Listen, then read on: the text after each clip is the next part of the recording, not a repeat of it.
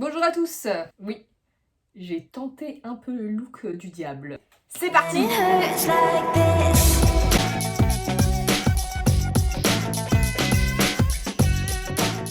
Aujourd'hui, on va parler d'un sujet que j'ai pas trop préparé, un truc un peu random, qui est sur le fait de se comparer aux gens. Et on va parler un peu des réseaux sociaux et tout ça, tout ce qui est pas ouf en fait. Le problème récurrent chez les gens, on se compare énormément aux autres. On va tout le temps sur les réseaux sociaux et je suis sûre que c'est une grosse part du problème. On va sur TikTok, on va sur Instagram et on voit toutes ces filles qui sont magnifiques, qui sont parfaites, tous les stéréotypes de beauté auxquels personnellement je ne ressemble pas spécialement. J'ai un problème avec les blondes, un petit problème psycho sur les blondes que je trouve incroyablement belles, sauf que moi je ne pourrais jamais être blonde, hein. Honnêtement on va pas se mentir, ça ferait très bizarre, moche même. Je psychote un peu là-dessus, du coup forcément l'algorithme il a repéré que voilà j'avais ce petit crush sur les blondes, bah du coup je fais que ça, tous les jours je vois des filles trop belles, magnifiques et tout, et vraiment je sors de mon lit, moi j'ai la tête d'un cafard, et tu vois ça et tu te dis ah je suis vraiment moche, hein. Y a pas de doute là-dessus. C'est ça qui est dommage, c'est qu'en fait forcément quand tu te prends en vidéo tu te pomponnes, hein. Moi la première, c'est quand même aussi un peu pour la confiance en soi, hein. Ça fait du bien de se mettre du maquillage. Et c'est le fait de se comparer tout le temps aux autres qui est un lien avec les médias qu'on regarde. En fait on a toujours une vie parfaite. Moi je sais que voilà, je suis des chaînes food healthy, des pokéballs, voilà, des voyages aux Maldives, un corps parfait et machin. Le problème c'est que comme je l'ai dit déjà dans ma première vidéo, on compare toujours l'incomparable, ça sert à rien de regarder une blonde aux yeux bleus alors que je suis... Est-ce que je vais dire brune? Ouais.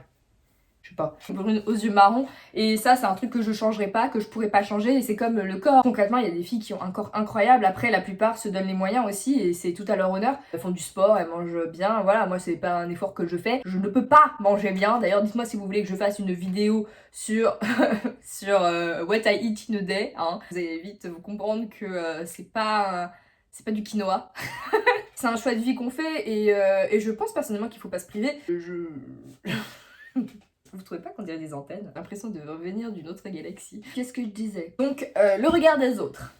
Se comparer aux gens, c'est vraiment un fléau, c'est quelque chose qu'on fait très facilement. Déjà, ça commence assez tôt, que ce soit avec les notes, les codes vestimentaires, tout ça. On est assez vite dans la comparaison, et surtout à l'adolescence, hein. J'ai beaucoup subi ça. Donc ne vous inquiétez pas si vous êtes dans cette période, vous êtes assez jeune et vous vous dites « Ah, mais elle a ci, elle a ça, moi j'ai pas ci, moi j'ai pas ça ». On est tous passés par là. Et voilà, on s'est posé les questions. Moi, c'était à la puberté. Je sais que j'avais pas de forme, j'étais toute fine, j'étais comme ça, vraiment un petit doigt. J'étais toute fine, toute minuscule, j'étais un ver de terre. Bah moi je me sentais mal, je comprenais pas pourquoi j'ai pas de forme. J'étais en mode mais c'est pas possible, mes copines sont des femmes, elles ont des seins, elles ont des fesses et machin. Moi je suis quoi? Moi je suis encore un enfant, c'est horrible. Enfin c'est cette image que t'as en fait, de voir que bah parce que les autres ont ça et que toi tu l'as pas, bah t'es pas normale, t'es différente. Au bout d'un moment, rassurez-vous, ça s'en va. On se dévalorise énormément et on survalorise les autres. Je me souviens, quelqu'un avait 12, j'étais en mode waouh, trop bien et tout. Moi je pouvais avoir 16, j'étais en mode non mais tu peux faire mieux. Parce qu'on est toujours plus exigeant avec soi-même. Je pense que c'est un problème aussi de confiance en soi, hein. Et il y a un petit problème du syndrome de l'imposteur. Alors le syndrome de l'imposteur, qu'est-ce que c'est? Vous vous reconnaîtrez peut-être dedans. C'est quand à chaque fois que vous réussissez quelque chose, vous vous dites non mais c'est normal, c'est parce que le contrôle était facile. Il y a toujours une excuse externe à votre réussite, qui n'est pas, comment dire, méritée. Et vous avez peur que les autres ils comprennent qu'en fait vous êtes une arnaque, en gros, c'est un petit peu ça. Et quand vous faites quelque chose de mal, bah c'est concrètement de votre faute, hein. Par contre là, c'est ça en fait, le syndrome de l'imposteur. Vous êtes en constante angoisse que on découvre que vous soyez nul, alors que vous n'êtes pas nul, mais vous avez cette impression. C'est comme si vraiment vous étiez caché, genre je sais pas si vous connaissez Among Us, et bah c'est pareil, vous avez l'impression d'être l'imposteur du game, comme si tout le monde était intelligent, que vous étiez bête, et que vous aviez peur que les gens le découvrent. Et le pire c'est que c'est bête, hein, parce que si vous êtes au même endroit que les autres, c'est que vous avez les mêmes capacités que les autres, hein. Y a pas d'arnaque. Et j'ai vu que j'étais pas la seule à avoir ce ressenti. Et ça, c'est aussi beaucoup parce qu'on se compare aux gens. Parce que quand on voit leur réussite, quand on voit leur story Instagram, où voilà, ils sont trop heureux, ils sont trop amoureux, ils sont trop ci, ils sont trop ça, et que toi, t'as l'impression que t'es dans le pire des moments de ta vie, après, Comme je vous l'ai dit, sur les réseaux, on montre que ce qu'on veut, ils vont montrer que les meilleurs moments de leur vie, et c'est tout à fait normal. Et c'est ça qui fait que on a l'impression que tout va bien chez tout le monde et pas chez nous, alors que c'est pas vrai. Il y a des hauts et des bas chez tout le monde. Alors arrêtez de se comparer, ça vient pas tout de suite, hein. Je vais pas vous le cacher,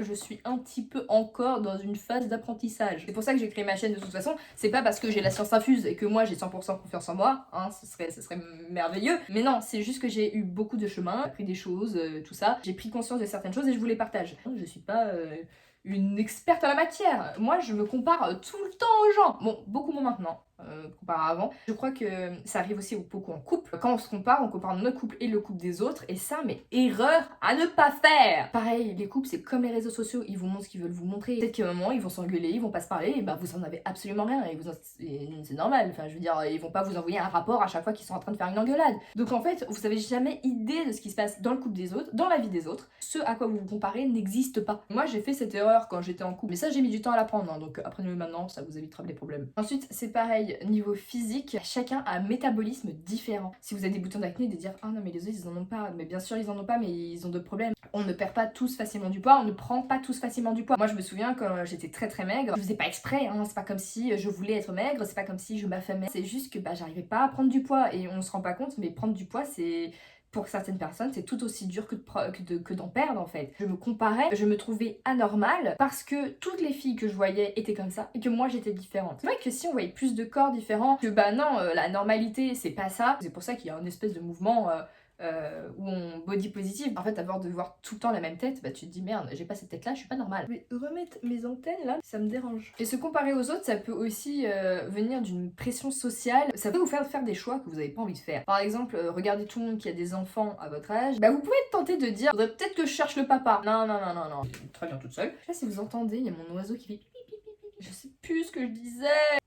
Ah oui, la société. Quand vous avez beaucoup de gens qui font les mêmes choses à votre âge, vous vous dites bon. Quand tu vois que tout est peu, ils sont en train de s'installer et tout, et que toi t'es encore chez tes parents, chacun avance à son rythme, on n'a pas tous le même parcours, on n'a pas tous les mêmes études, les mêmes contraintes. Pas se comparer aux autres, ils n'ont rien fait comme nous. Si vous avez un sosie, voilà, qui fait exactement la même chose que vous, en même temps, à la même seconde, et ben à la limite vous pourrez dire bon ok on n'est pas pareil, c'est bizarre. Et c'est marrant parce que là je vous dis ça, mais là je suis sûre que mes amis qui regardent cette vidéo ils disent ah c'est l'hôpital qui se fout de la charité, hein. Léa elle arrête pas de se comparer à tout le monde et là elle dit oh non mais ça sert à rien de se comparer, parce qu'au bout d'un moment tu comprends. Un long travail, c'est beaucoup de chemin, mais au bout d'un moment je te l'assure, je te le confirme, tu as ce déclic. On n'a pas les mêmes avantages dans notre vie, on n'a pas les mêmes problèmes dans nos vies, mais voilà, c'est mon parcours, c'est comme ça, je serai heureuse aussi.